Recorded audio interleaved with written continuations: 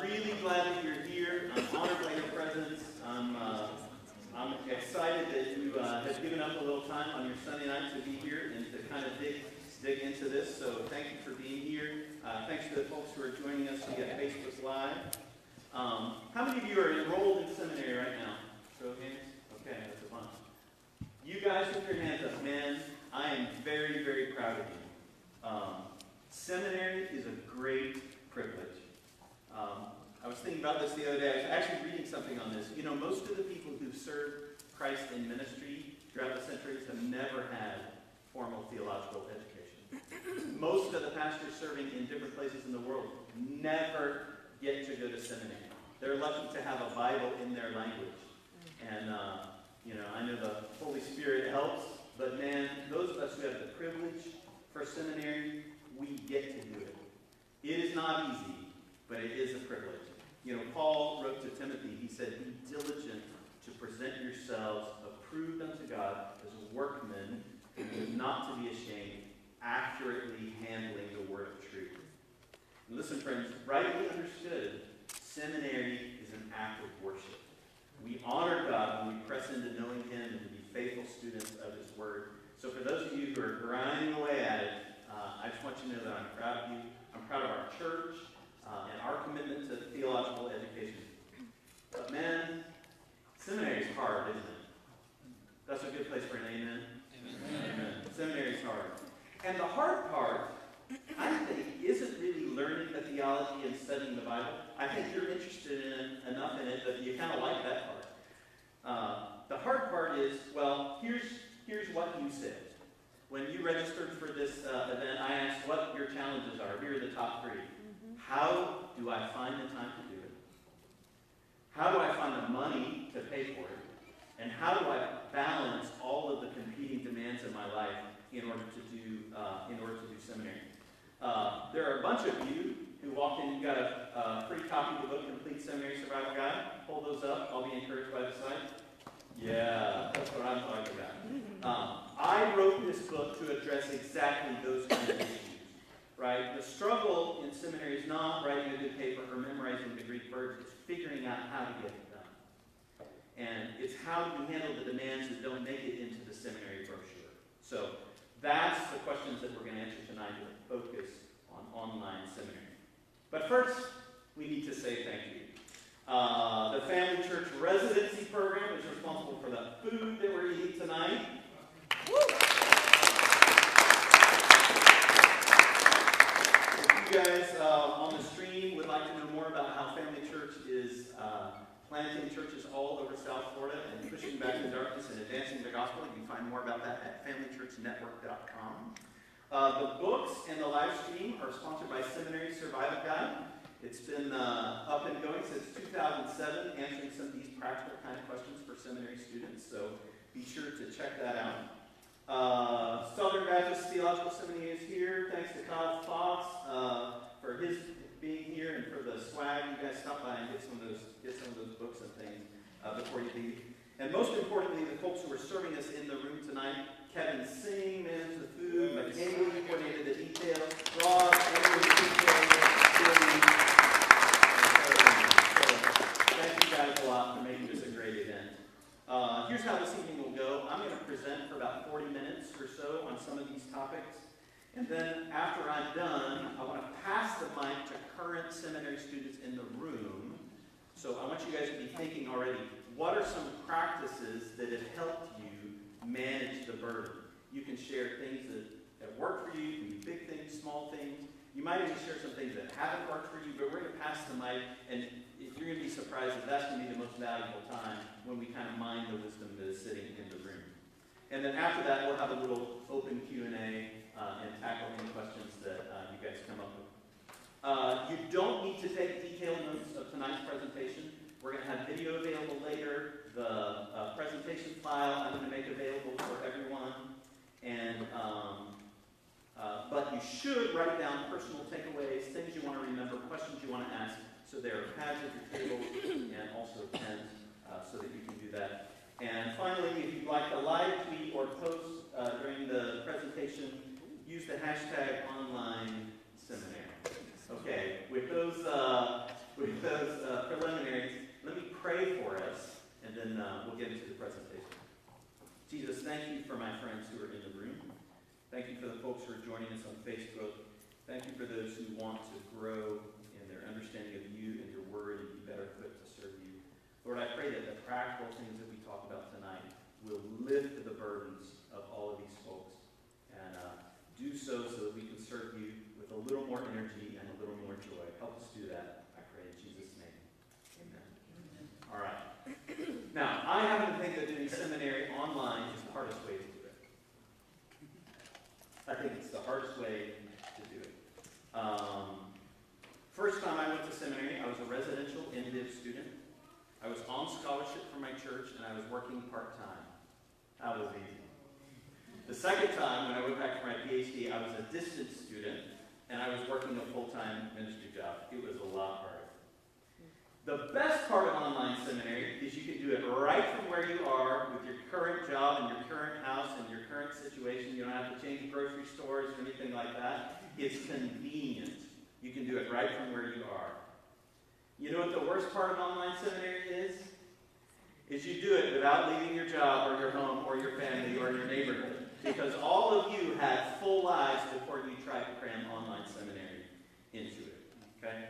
So the first thing I want to talk about is 2 essential mindsets that you need to have if you're going to master online seminary. And the first one is you need to have a full-time mindset. Now, most people who are doing online seminary are doing it on a part-time basis. They're taking 1 class or 2 classes.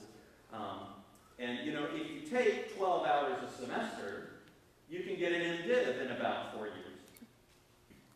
But if you only take 6 hours a semester, it'll take you about 8 years to get an M.Div. And, you know, when I was at my PhD graduation, they introduced a guy who took 15 years to get his M.Div. 3 hours a semester, 1 class at a time. And the consequence of that is that online seminary students drop out and do not complete their programs at a much higher rate than residential students because it just wears you down after a while. You need to have a full-time mindset. Seminary is not the kind of thing you just squeeze in your spare time.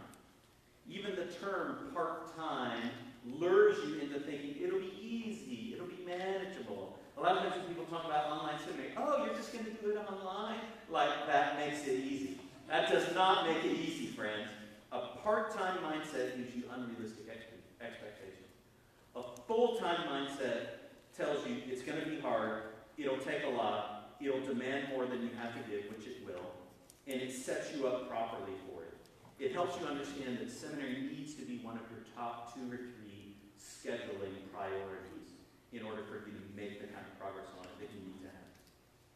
So, full-time mindset. The second mindset you need to have is a wartime mindset.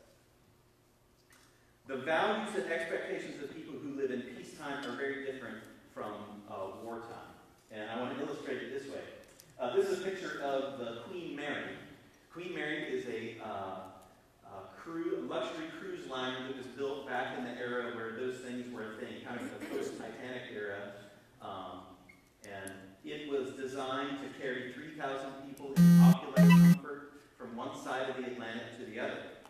But then when World War II came, they stripped that thing down and turned it into a troop carrier. Do you know how many people it carried when it was shifted from a peacetime to a wartime mentality? There's one of the times that they took it across, there were over 16,000 people on a ship that they built for 3,000 in peacetime. Okay. In wartime, you shift gears, you change values, you focus on what's most important. It's not business as usual. You make sacrifices, you live without luxuries, and you prioritize the mission. And friends, seminary is war. So you have to have a wartime mindset. When I started my PhD program, I knew that I was going to do it while I was doing a full-time job. As soon as I started the application process, I did a few things. Number one is I changed all of my spending. Like I scaled back on some discretionary things, and I started to hoard cash because I knew I would need it to pay for school. I also shifted my personal schedule. I started getting up earlier and going to bed earlier because I knew that I would have to study. Since I'm a morning person, I was going to have to study in the morning, and it meant that I was going to have to maximize that. And then the other thing that I did is I canceled Netflix. Bye, Netflix. So, wartime mindset. Now, war is hard, but it's also temporary. The reason you make sacrifices in war is so you can get through the war to the other side, to peacetime. Okay? And so these are the two mindsets that I want to just sort of frame our discussion tonight. I think they're going to help you make the kind of choices that you need to get through your program and graduate. So you may want to take a moment here. Let me give you just a second in case there's anything that you want to jot down, any questions that you want to ask. Facebook Live folks, if you want to comment, put a question in there, you can do that at this time as well. All right.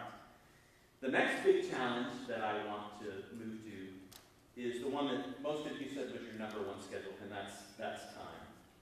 I was reading something recently, and they said that there are three currencies that we all have. There's time and money and energy. And if you're a kid, you have time and you have energy, but you don't have any money. And if you're an adult, you have money and you have energy, but you don't have any time. And if you're a senior adult, you have time and you have money, but you don't have any energy. Well, they forgot to mention seminary students. Because seminary students don't have time, they don't have money, and they don't have energy. Amen? All right. Time is one of the three that you can't get more of. Right? Money, there are ways to get more money, and there are ways to optimize your energy levels, but you can't get more time, and I think that's why it's the most valuable. So let's talk through a handful of strategies that will help you, I hope, in the area of time. And my mental image for time management is triage. Are you familiar with this term? If you go to a busy ER on a Friday night, the first person you're going to see is the triage nurse. And the triage nurse sees all the folks who are coming in on a busy Friday, and she knows how many doctors and how many beds she has in the department behind her, and she's making decisions as everybody comes in about how urgent they are and whether they can be treated immediately or whether they have to sit and bleed in the waiting room. And sometimes people who go to the ER have to sit there for hours and hours. You've probably heard stories like that. Okay? Listen, your life as a seminary student is an ER on Friday night, and you cannot see everything. You cannot do everything at once. You can't have all the time your wife and kids want to have with you, and get straight A's in school, and have a meaningful ministry that's bearing fruit for the Lord, and eat right and exercise in all of the ways that you need to. Like, all of the things that you would want to do to like get A's in every category, like, you just can't do that. It's not humanly possible.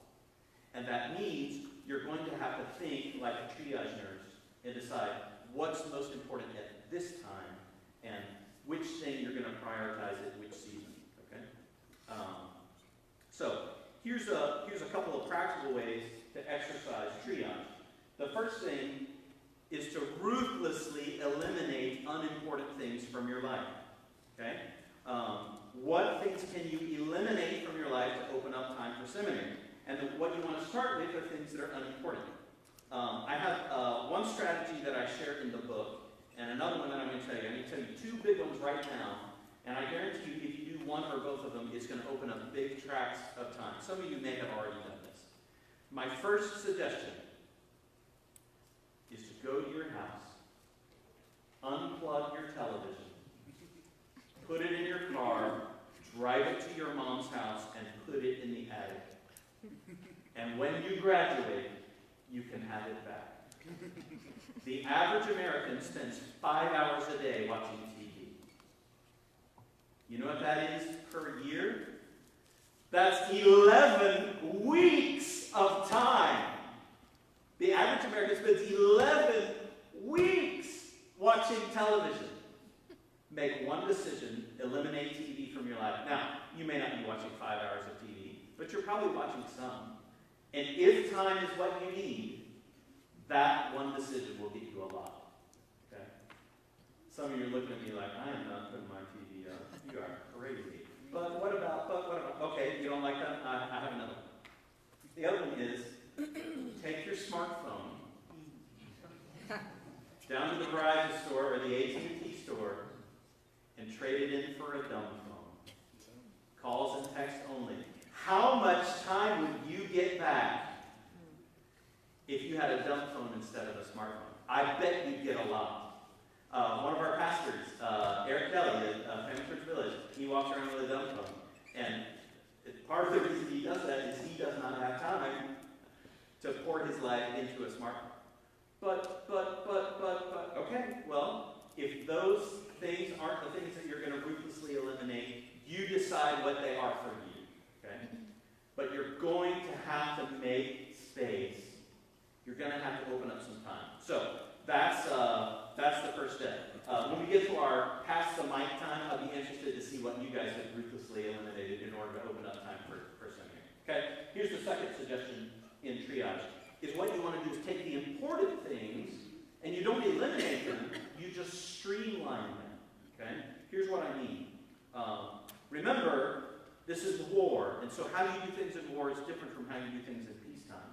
Right? If you're one of those people who goes to the gym 5 days a week and does, hour and a half workouts, well, maybe you scale back to 3 times a week, 30 minutes. Okay? That's what I mean by streamlining. Okay? Maybe instead of having your kids in 2 sports, you scale it back to 1. Maybe instead of leading your small group at church, you hand over that responsibility and you just attend it. Maybe instead of slow breakfast with your spouse every morning, maybe you do 3 times a week. Okay? Now, how you navigate in the particulars of your schedule, you're just going to have to figure that out. But the general principle is, if it's unimportant, then get rid of it. And if it's important, then see if you can streamline it a little bit to open up time in order to work on seminary. Okay? Here's another suggestion for finding time, is you have to block off the time. When are you going to study? I'm always amazed to learn how people actually do it, because you can't just do it when you get around to it. You have to plan for it. All right, let me do a quick poll of the room. Someone tell me when during the week you work on seminary. Yes, sir? Monday evenings, Friday during the day. Okay, Monday nights and Friday during the day. Somebody else? In the back. An hour every morning. Hour every morning, good. Yes, sir? All day Saturday. All day Saturday. This is interesting. A friend of mine who's in the PhD program with me, he wrote his dissertation on Fridays. Like, he didn't work on it any other time. He was a full-time pastor. And he just negotiated this with his wife, 8 hours on Friday. Man, my brain would turn to extra crispy bacon doing 8 hours of school in one stream. But you have to block it off and you have to prioritize it. Put it in your schedule. Like, you've heard the big rocks illustration, like the big rocks have to go on first. Seminary is one of the big rocks. When I was working on my dissertation, I arrived at the PBA library at 7:30 when they opened every morning, and I tried to do a couple of hours, and I did 4 hours on Friday and 4 hours on Saturday. And so one of my suggestions is try to work on seminary every day.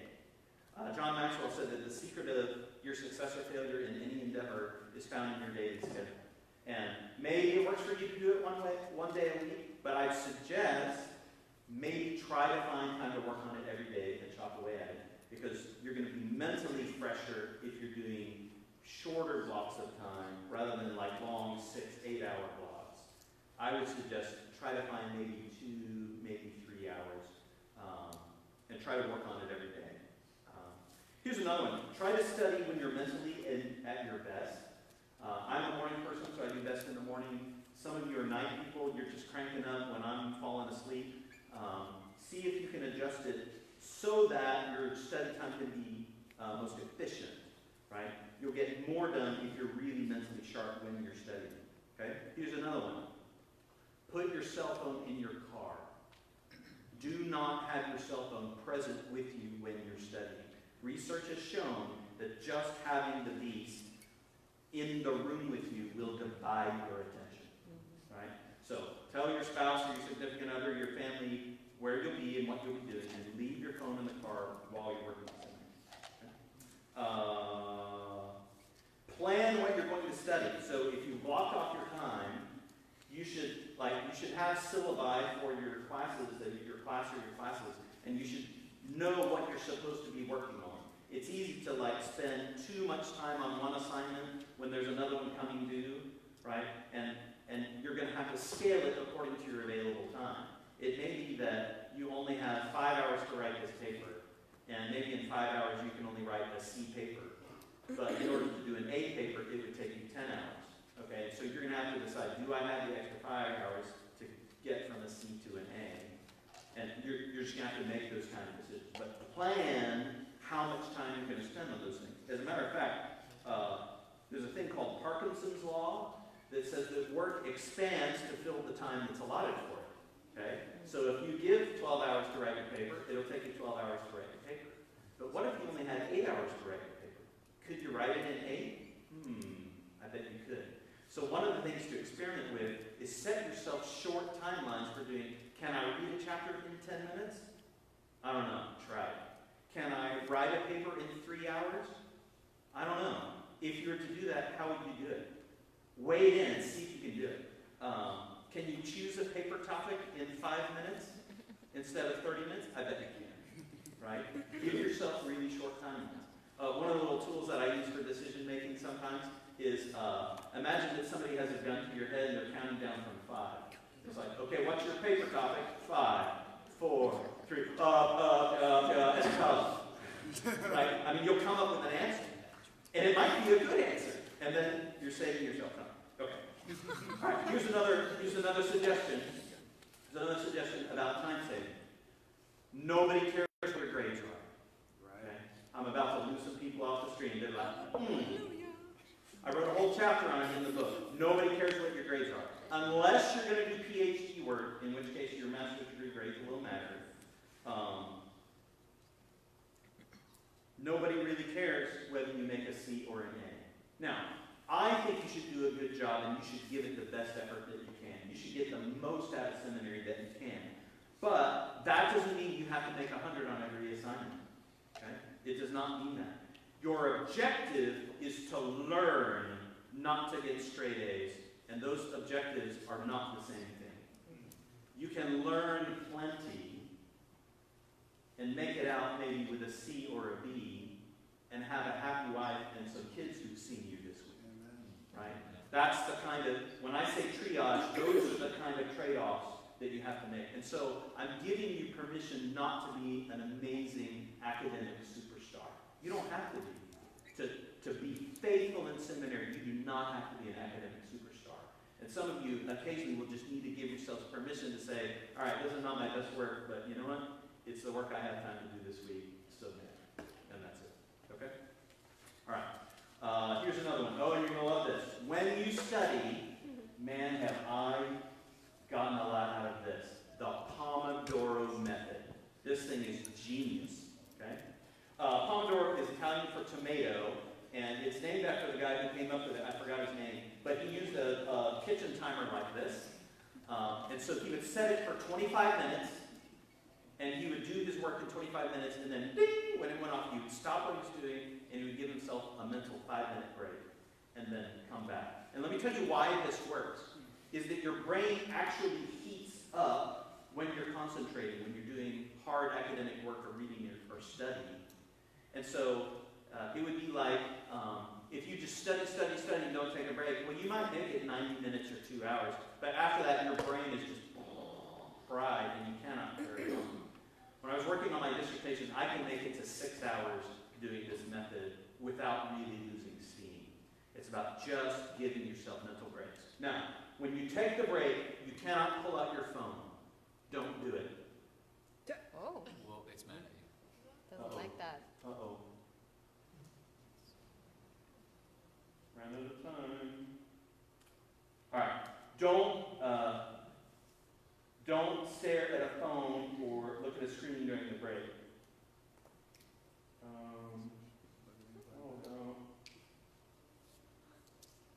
Pardon me while I fix this. Try again. Ha! Victory. Okay? The purpose of the break is to give your brain a break. And so here's what I did at the library, is I would take a lap around the library, and I would leave everything in my little study area, and I would stretch my back and kind of reset my posture and let my brain idle for 5 minutes, and then I'd come back to it. And then the other thing about the Pomodoro method is after you do 4 Pomodoros, that's about 2 hours, then you take a longer break. Okay? There are 2 websites that I found really, really helpful. One is tomatotimer.com, and it has the things pre-programmed. And so you just set that on your computer, and then it'll beep at you when you're done, and then it'll time your breaks and everything. It's genius. And then the other thing, this is amazing, sounddrown.com produces just ambient white noise of different kinds. I usually like the waves, but the rain was good too. And on the next page, there's like a train, there's crickets. You have lots of options. But for me, like some people can study well with music. Music distracts me. But this kind of thing, I just found that with it on, my brain would just zone right in and focus. So experiment with the kind of sound environment that works for you. Some people like silence. Some people like music. I really got into this, so that was helpful. Okay, let me pause and give you a moment to take some notes or write down a question or two, an idea for personal application about time. And then our next topic that we're going to go to is reading.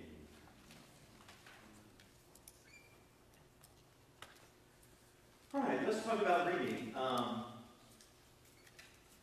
A large part of the time draining of seminary is the reading load. So first off, let's acknowledge that you have different kinds of reading, and you can't treat them all the same. Okay?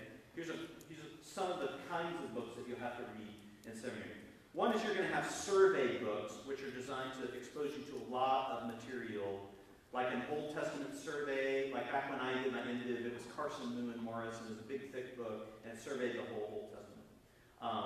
You may have to systematic theology, like we use Grudem a lot around here at Family Church. That is a big, thick, honking book, and it's designed to expose you to a lot of material. Okay? You have other books with like a single topic and a narrower focus. Like one of the ones I have with me is a book called Eschatological Discipleship by Trevin Wax, and he makes kind of like one sustained argument in the book and illustrates it and whatever. It's sort of like a book with kind of one main point, and you'll have some of these. We do a lot of these in residency. The explicit gospel is one of those. Spiritual leadership is one of those. You'll have really technical material sometimes, like your Greek grammar, right? You can't skim your Greek grammar, right? You have to read it once, and you're like, I don't understand that, and then you do the exercises, and you refer back again and again and again. And then occasionally you're going to be assigned some really densely argued theology or philosophical texts that can be quite a challenge. Sometimes historical materials, like if you're reading one of John Calvin's sermons, it doesn't read like a modern sermon, so you might have to take a little more time with it. The first reading suggestion I'm going to make is to pay attention to what format you get your books in. Now, most of your books are going to be books in print. Okay?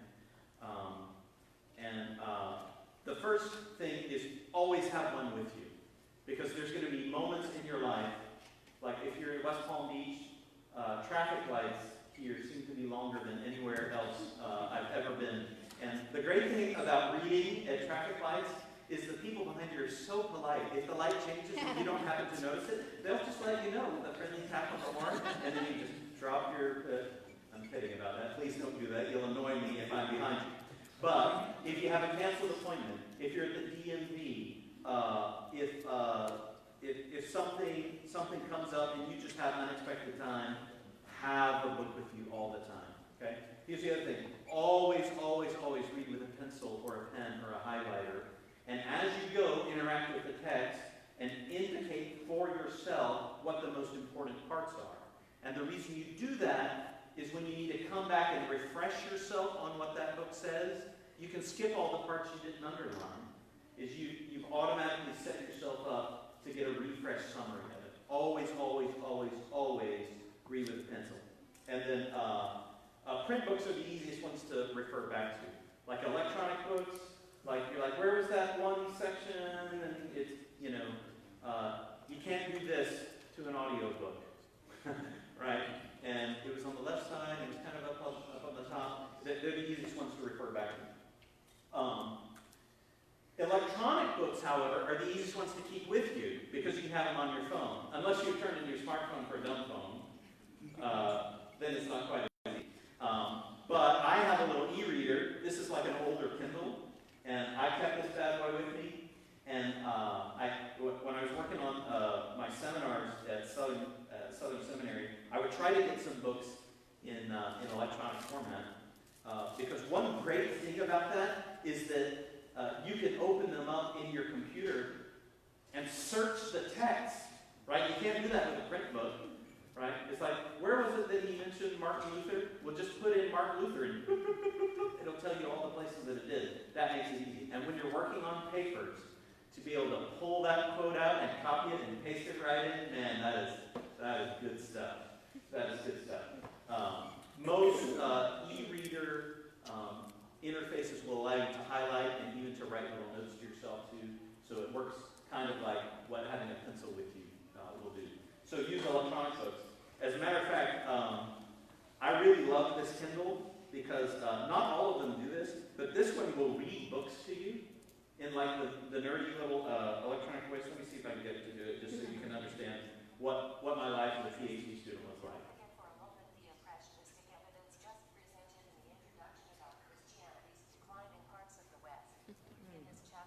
Stimulating, isn't it?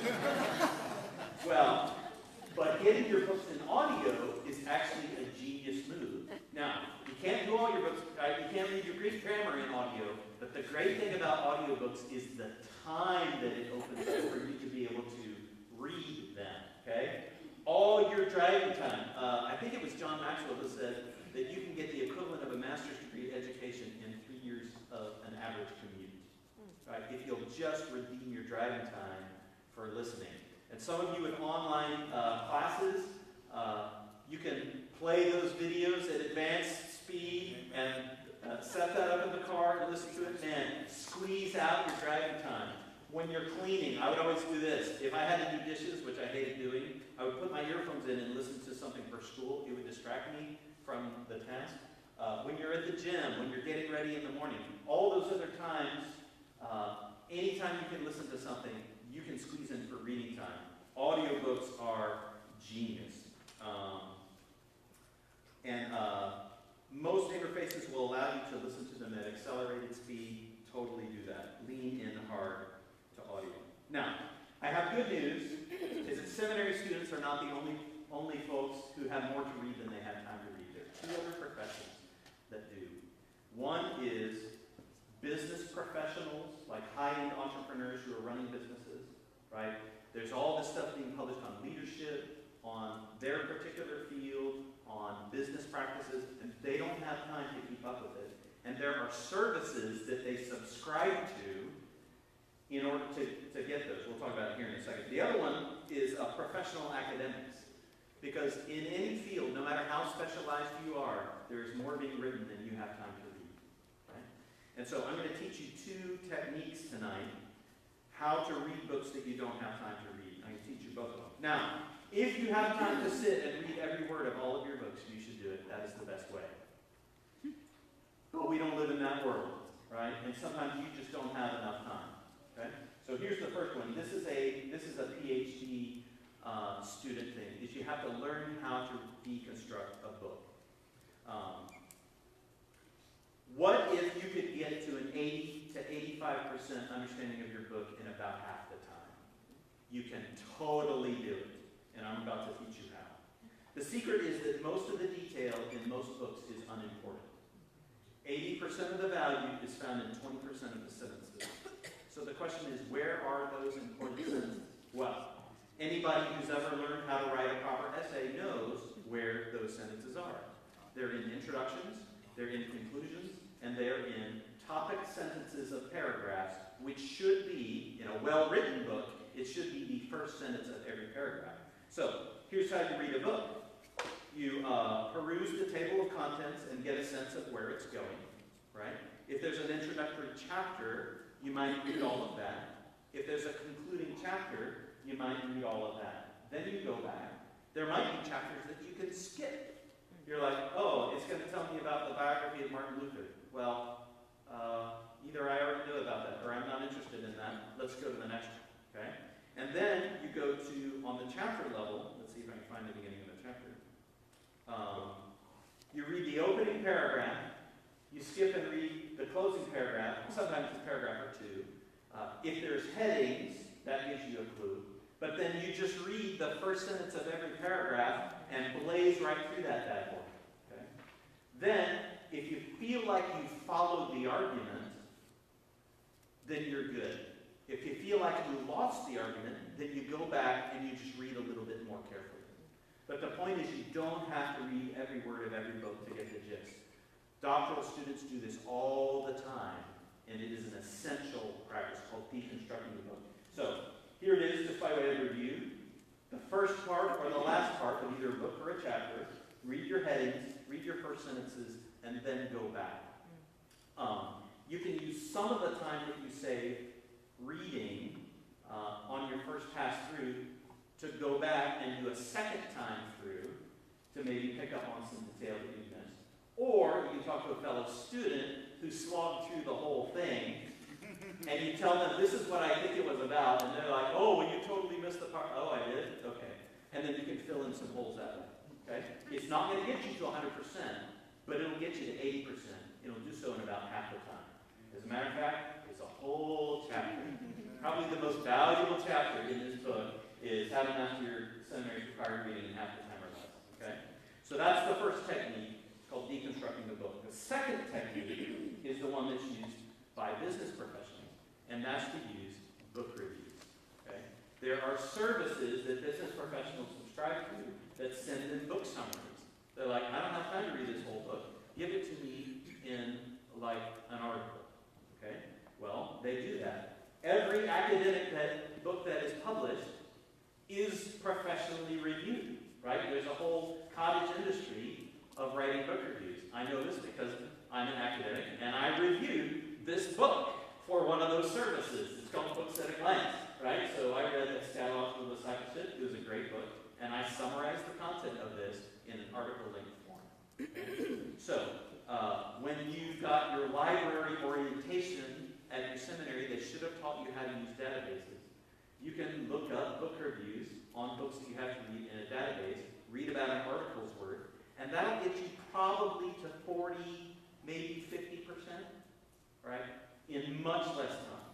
So maybe what you do is you read the review, and then you deconstruct the book, and then you're content with like 85%. Again, the point is not that there's faster ways to get to 100%.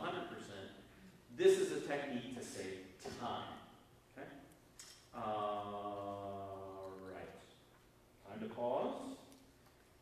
Make notes. Jot down questions that you have about this. I have 2 more sections left, and these will go actually pretty quickly. Okay? One of the missing pieces of online seminary is the relationships that you would have gotten had you been in residence, right? When you're a residential student, you're usually living in the same proximity with fellow students, and you have leisurely time over coffee. You can drop by your professor's office and his office hours, and like there's more access and there's more kind of an environment. Okay? Now, you can't reproduce that as an online seminary student, but you can kind of make up for it in a few ways. And so just a couple suggestions. And first is with your fellow students. One of the reasons we're having this gathering is so the rest of you in the room who are doing seminary can like look around and be encouraged by the others who are doing it. And maybe you can call or text each other and commiserate or sign up for the same classes. I know some of you guys do that so that you can kind of have a community of encouragement for each other. Because life as a distance student can feel really lonely. So one of my suggestions is, in your online digital format, take the step of reaching out to fellow students early in the semester and try to make a personal connection, right? You're probably not going to become best friends with them, but it might be good to establish a kind of connection that's good enough for you guys to trade notes or to get on the phone and talk about an assignment every now and then. When I started my PhD program, I was really intentional about this. I tried to make friends with a good handful of people who were starting at the same time as me. And there were 3 of us who were in the same program. And I'm telling you, a couple times a semester, we would just have these sanity calls, and you would just have this, it's not just me going crazy trying to do all this. There are other people, and it really helps you keep going. We were originally going to try to graduate at the same time, but it didn't work. Chris graduated first, and I was second, and Mike was third, and it didn't work out.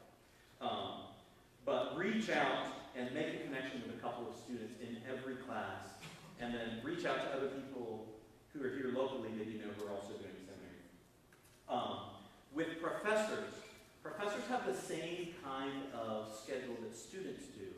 In other words, they're not as busy earlier in the semester, but as the semester starts cooking and they have more to grade and works towards finals, they have less time. But it helps to reach out and try to make a personal connection with a professor early in the semester. I am a professor. I teach over at Palm Beach Atlantic University, teach some classes over there. And I'm just friendlier towards students who are friendly to me. And so that's just a pro tip, is to lean into those things. Here's the other thing. Your professors, even if they're online, even if they're distant people on the other side of email, part of their compensation is making themselves available to you. And so it's not like you're asking them for a favor. Lean into it because it's part of their responsibility. Now, they may not all respond with warmth and friendliness, but you should reach out because I think it'll help them. Okay? The other key relationship, and man, we could talk about this for days, is your relationship with your spouse if you're married. So I'm just going to mention a couple little things here. Number one is remember that they are in seminary with you. Okay? When one person goes to seminary, the whole family is going to seminary because they all share the burden of it. Okay? Schedule regular, non-negotiable, uninterruptible time with your spouse.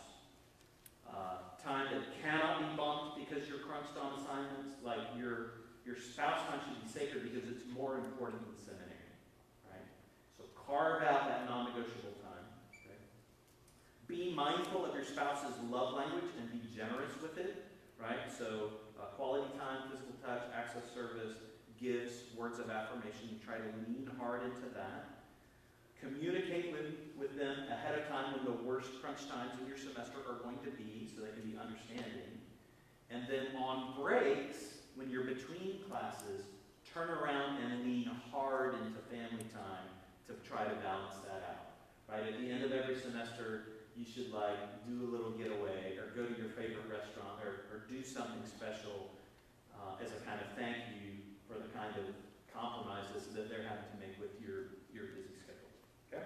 So that's just a little bit on relationships. And then I have a little bit on money. And then we're going to get to the good stuff. All right, let's talk about money. All of higher education is expensive. It's not just seminary. And even if you have, like the brother from seminary said, if you have scholarships or discounts, it's still expensive. There's no making it cheap. So the question is, how do you find money to pay for it?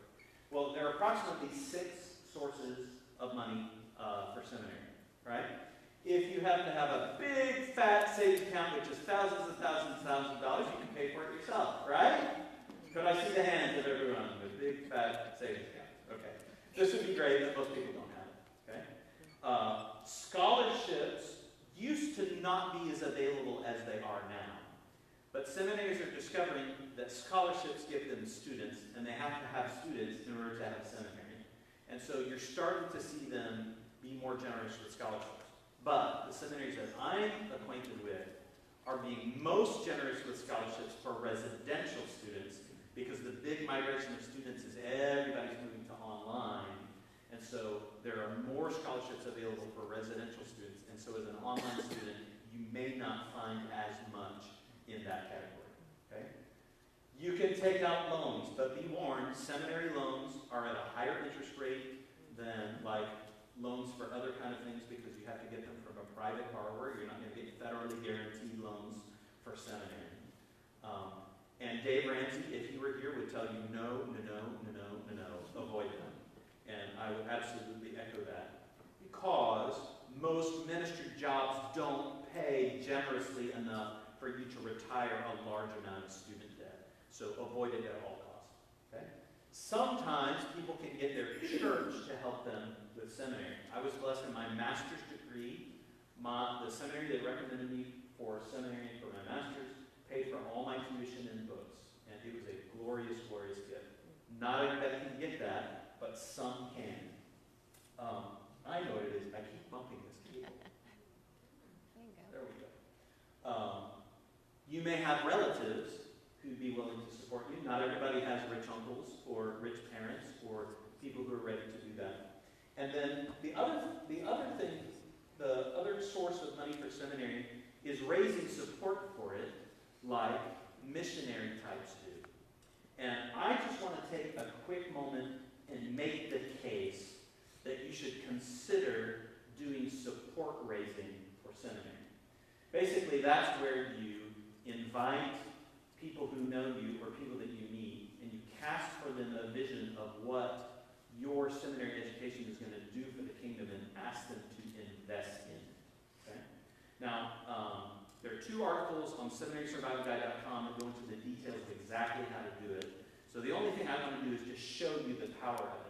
Most of you probably know 100 people who share your faith or are related to you or believe in you or would listen to an invitation to contribute toward your seminary education.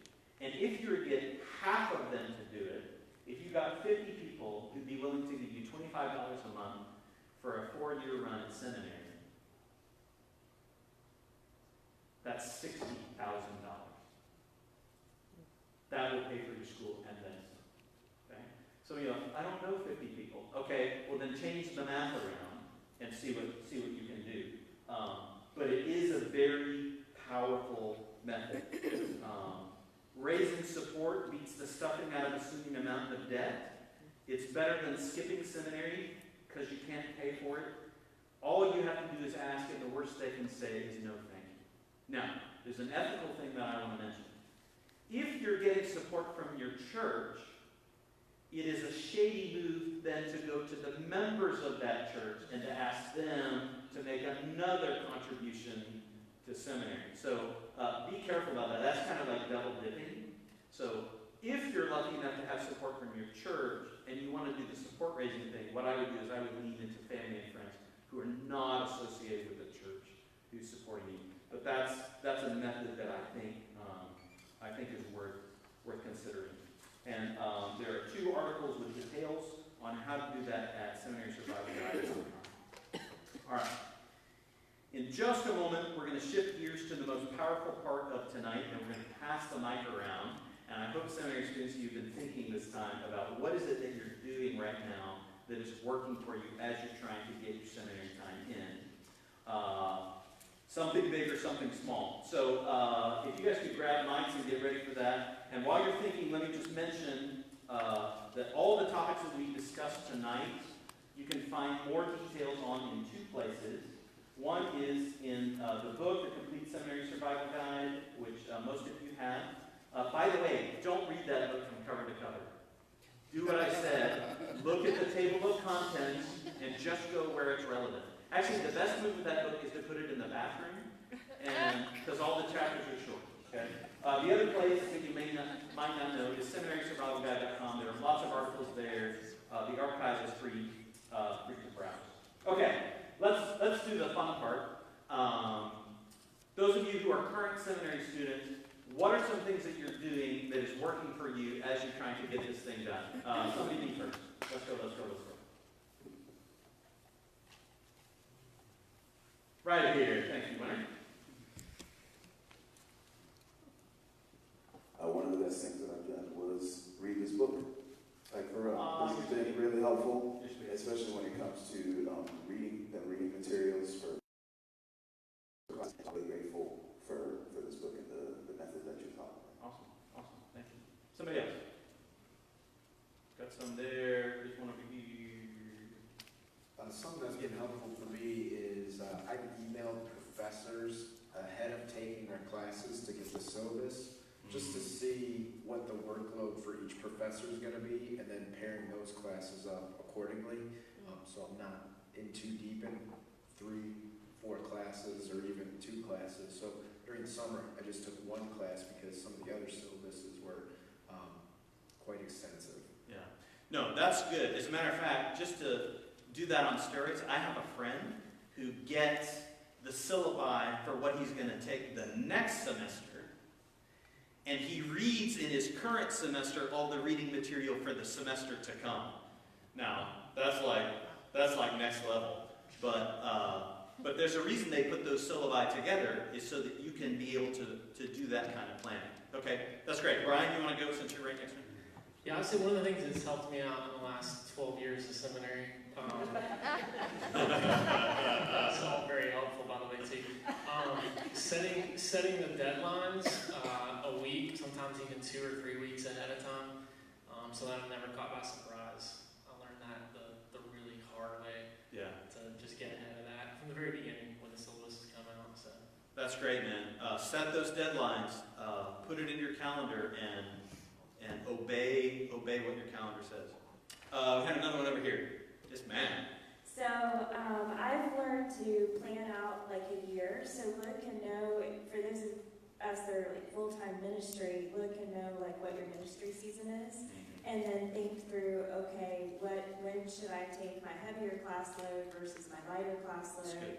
And then I am a horrible online learner. It's a struggle to do all of the online lectures and stuff like that.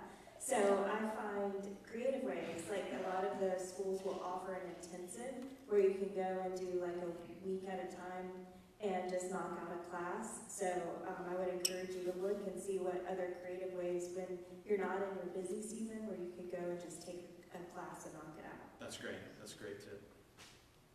Excellent. Somebody else. So something that helped me out Oh, Dave. was not to bang on your weekend. Because, see, at first we're like, you have Monday and then you're like, carefree and you still have a lot of time. But then if you wait that long, and usually online classes, you have a deadline on Sunday at 11:59, and then you're cramming everything on Saturday, and then, that's usually the time that you have with your family. So I've learned the hard way not to wait until Sunday, but try to do everything even through Friday evening. Even if it takes you through like 2 a.m. But just get it done. Get it done so you have the weekend. No, that's a great tip. Great tip. Awesome. Keenan, you got one? Yeah, let's go. Yeah. So you mentioned love languages. Yes. One of my wife's is quality time. Okay. Unfortunately, so is seminary. And my wife doesn't get up at 4:30 or 5 a.m. And so that's the time that I've had to devote to seminary. Lots of coffee. Yeah. But then what I've learned, and not because I'm super spiritual, but because I struggle with it, is that when I put seminary in front of personal time with God, I tend to enjoy seminary less. Interesting. And I've learned that it's better to struggle through a project and spend time with God than to do well on a project and miss out on the time with God. Yeah. No, that's good. That's one of those important things. Time with God's important. Time with your spouse is important. It's a great word. Great word. Jason, what you got? Yeah, I got 2 things. One might not apply to everybody because everyone is working in different places. But one thing that I do is during work, there's always kind of a burnout in work where I'm working hard, maybe 3 hours, 4 hours, kind of like Pomodoro a little bit, right?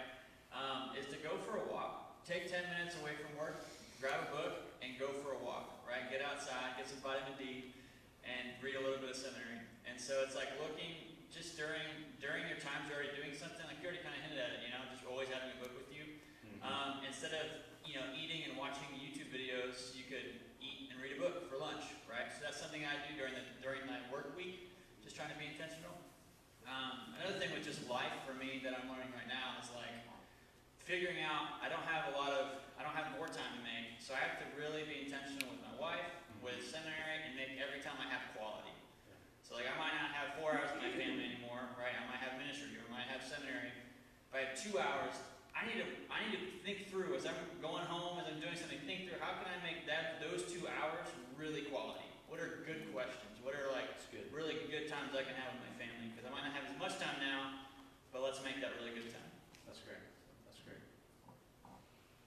Good. Who else? Gary. Sure. Hey, Gary here with Pastor Mark. Thanks for tonight. I've really been looking forward to it. Awesome. I've got 3 things that are super practical, right or wrong. They help me. One thing is I do my best not to study at home or in the office at work. Just that physical distinction helps me kind of change my mindset from home life and work life to seminary life. Good. That's been really, I don't always do it, but as much as I can, it's been really helpful. Secondly, I don't know if it's right or wrong, but what I do is I take my syllabi at the beginning of the semester and I selectively choose what I'm not going to do. Amen. Come on, man. Rather than getting overwhelmed and doing nothing or getting behind and forgetting about some things, I just go ahead and choose the grade I need and how I'm going to get it. And that's been helpful. I don't know if it's right. But, thirdly, in terms of research papers, I had an Old Testament professor tell me one time this method has been super helpful. Pick a thesis and then find an article that is as close to your thesis as possible. And then read all of his footnotes and all of his or her bibliography. And then do that for a couple other articles that are very similar to your thesis, and all of your research is done. Yes. And so you still need to be honest and read the sources and synthesize your own work and operate with a sense of integrity. But that's been really helpful in kind of expediting some research. That is great. And just to kind of follow on that, there may be some classes that you want to give more attention to because they're more important to you. Right? Because not all, and I read about this, I'm pretty sure it's in the book, and I know it's on the website, is like, in a seminary program, there are going to be classes that are just not good.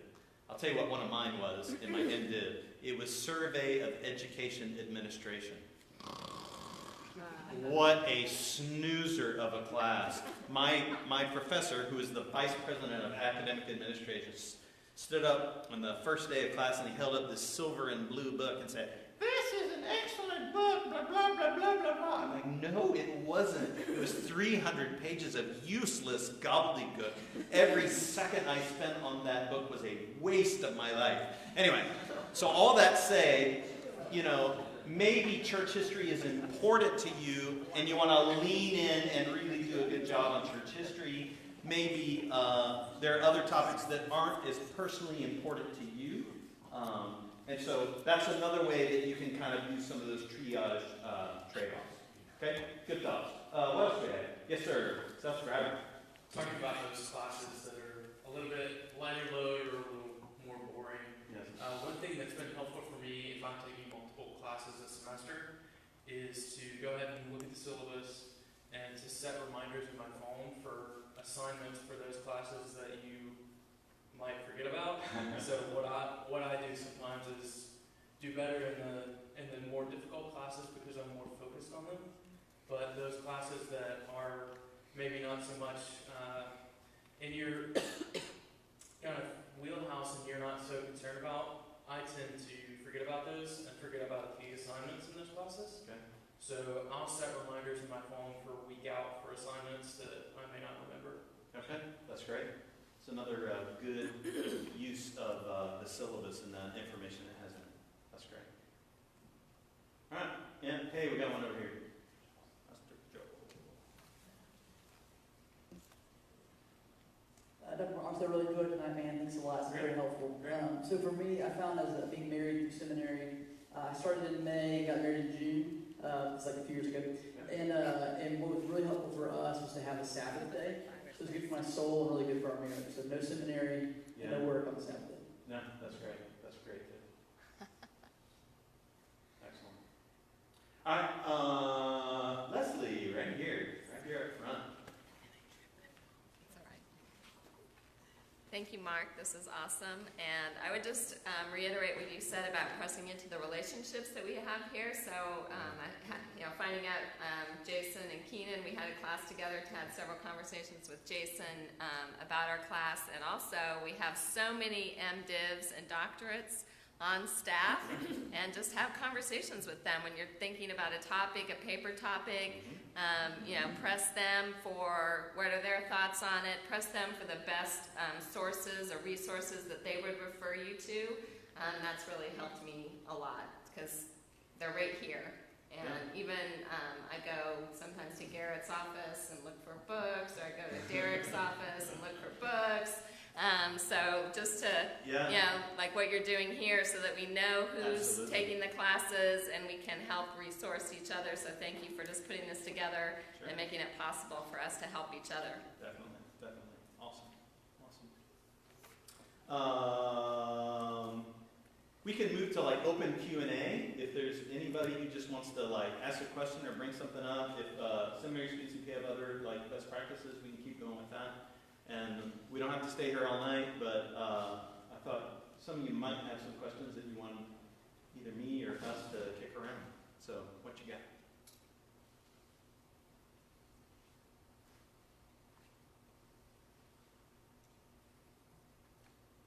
No, I don't have any money. No, I'm not offering scholarships. Okay. All right, one in the back. From your perspective, when do you know if you should go for the M.Div, like the bear of like 7 years, or move to a 36-hour program? Yeah, no, that's great. So some trends that are happening in seminary education. One is students are moving from residential to online. They're moving from full-time to part-time. And they're moving from longer degrees to shorter degrees. And most of that, I think, is driven by economics. Because students who are graduating with bachelor's degrees have a greater debt load than they've ever had before. And it's part of the problem that we have in higher education in this country, is that prices are up ridiculously. But what those institutions are investing, they're not investing it in the teaching staff. Like professor salaries are flat, adjusted for inflation, but it's more and more expensive. And so people come into graduate programs with more of a heavy load of debt, and I think that's one of the big drivers behind them.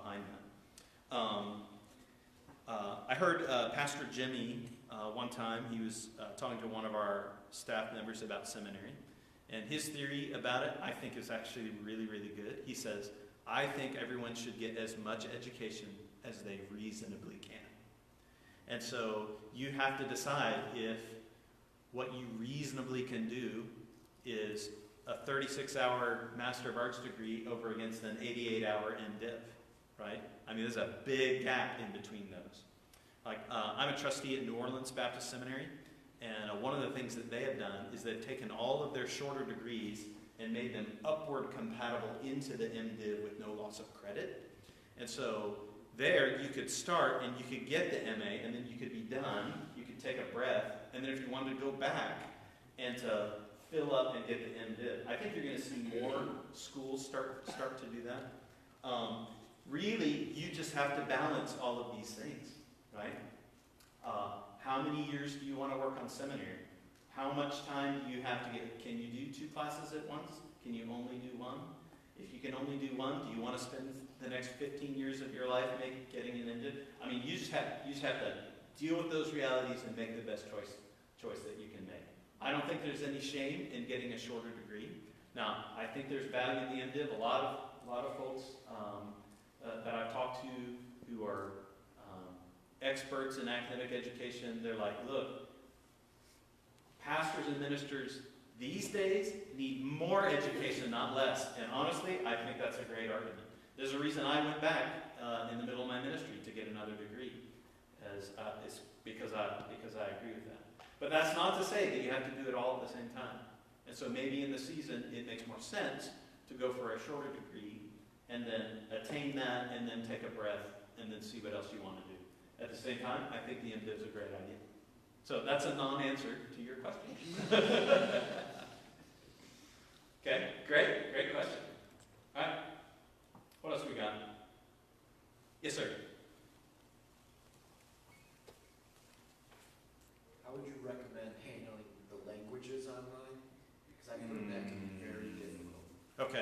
So I studied languages residentially, like before cell phones. Like I had like physical flashcards, and I walked to school uphill both ways and 3 feet of snow and all that kind of thing. So all that to say, I have no idea what to tell you about that. Anybody done languages in the online format? Modular? Yeah, Joel, speak to that.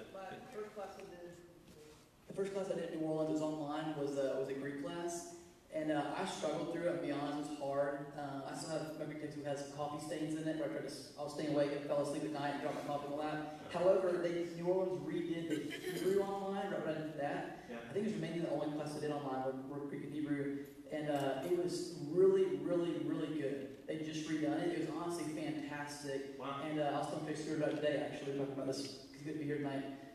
It was one of the best classes I had was Hebrew online. Greek was harder, Hebrew was good. So they get the pins on the program, and if they've redone it recently, it's really good. Yeah, okay. Good question, Ben. Ian, right here.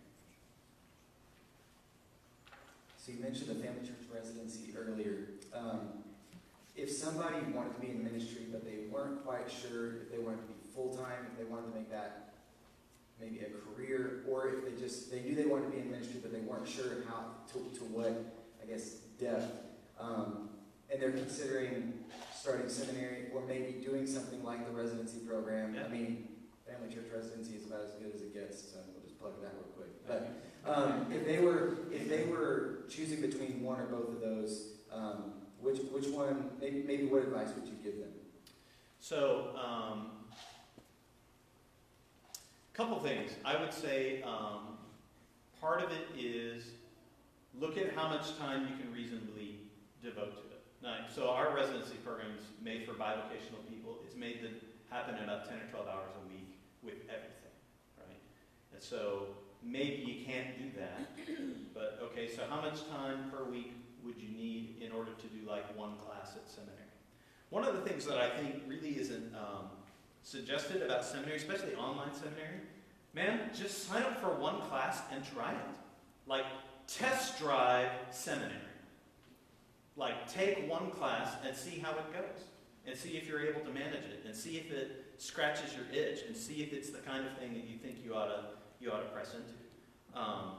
When I do interviews for the residency program, it's really kind of a pastoral conversation. I kind of do it like Beth Bonner's on our staff here, and she interviews volunteers, and she asks them about how much availability they have, what their season of life is, what their giftings and passions are, that kind of thing. And that's the kind of conversation that somebody considering either one of those paths needs to have with someone, and say, what calling and dream has God put on your heart, and what are some possible pathways that could help equip you to get there, and then which of those pathways seems to make the most sense at this stage in your life. And so that's kind of how I would frame up that question. That's good. Diego. Just to add to what you said, on day one class. Yeah. Actually, the seminary where I go to, Luther Rice, they offer there's 5 courses that are completely free, and they're like seminary level, just not credited. Yeah. That's also a good idea. Some schools might have that. Also. That's great. So my question to you was similar to Jason, except that on the PhD level, I guess what are the reasons why you would get into a PhD? Okay. No, that's a great question. I try to talk people out of getting into PhD programs. Joel knows this. Again, it depends on what you want, right? Normally people who get a PhD are aspiring to some sort of, the thing that PhD allows you to do is it gives you the academic credential to be able to teach in higher education, right? I did not aspire to have an academic career when I started my PhD. And I think if I did, I would have done it in a residential format instead of in a distance format. I got to be about 40 years old, and I realized that I could think better, write better, and teach better than I could at that moment, but I needed something that would force me to do it, and that's why I did the PhD program. And it achieved all of those objectives for me. So I just did it for myself, just for my own personal development. Now, I don't have everybody's life. Like, I'm single, I don't have kids, right? And for reasons like that, it was easier for me than it would have been for maybe a lot of people. But even on the PhD level, you could do the same thing. Test drive the PhD. Now, there's more involved in the application process or whatever, but I think you should just sign up for a seminar and take it and see if you like the journey and see if you're as interested in the field as you think that you are. Because one of the things is, academically studying these things is kind of different than just being interested in them, right? You shouldn't get a PhD just because, you like reading theology books, right? But on the other hand, I think everybody should get as much education as they reasonably can. And if that makes sense, then you should do it. But you want to make sure that you get really good grades, so you have to ignore my little thing about nobody cares what grades you have, right? If you do that. So really, it comes down to what your goals are and what your capacity is, and how are you going to pay for a PhD? Like, I happen to have the means to pay for my own. It was like buying a car. The car wound up being a much nicer car than I thought it was going to be, but it can be done. And so that's how I respond to that. All right, let's do one more, and then I'm sensing that we probably had enough. Maybe we don't have more. Going once. Okay, here we go. Joel, we'll give you the last one. A very vague question. I love any type of hints for maybe someone else kick in too. Just for writing papers, I found that to be my biggest struggle.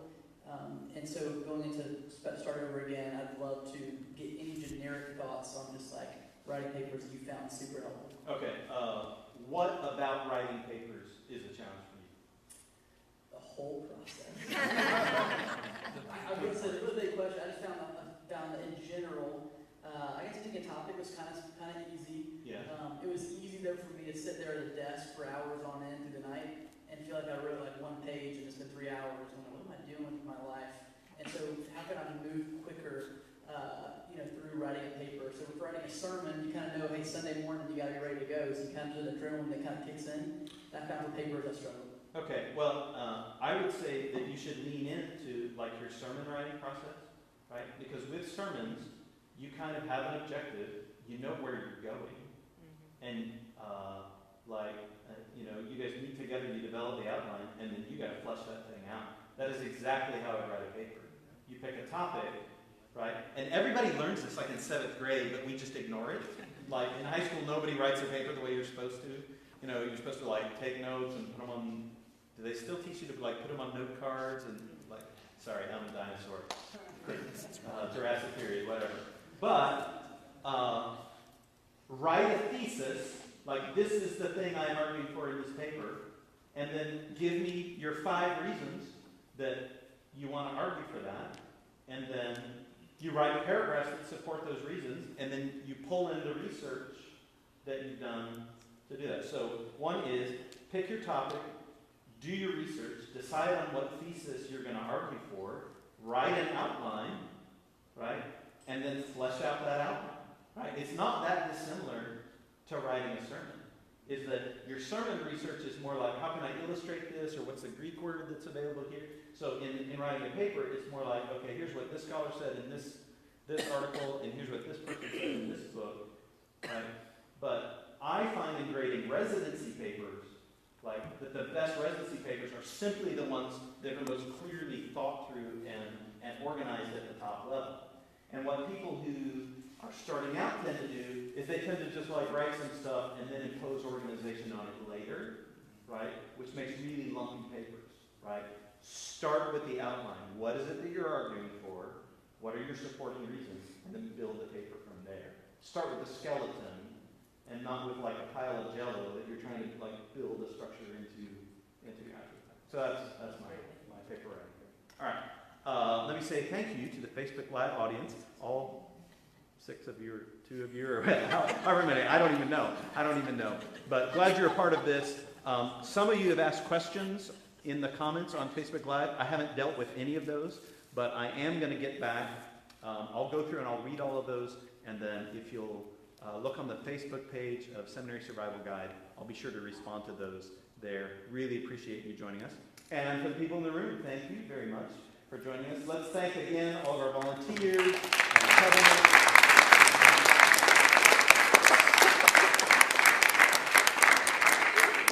Now, before you leave, be sure and mingle with your fellow strugglers and make friends. And then be sure and pop by and see Kyle Fox, because he's got lots of free stuff and swag that he would love to give you. And there's nothing that a seminary student wants more than another book. Amen? Amen. All right. Thank you guys for being here. God bless you.